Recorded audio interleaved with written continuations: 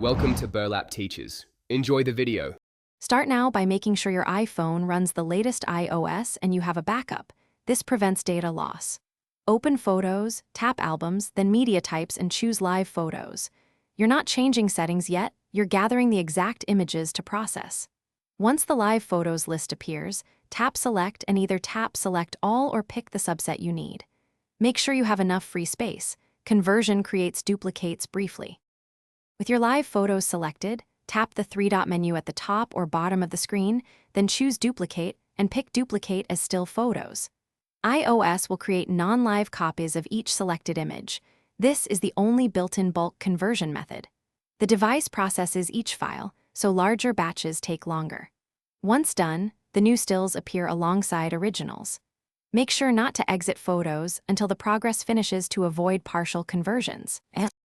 After duplicates finish, select the original live photos and tap Trash to remove them, then confirm Delete X photos. This leaves only the still copies.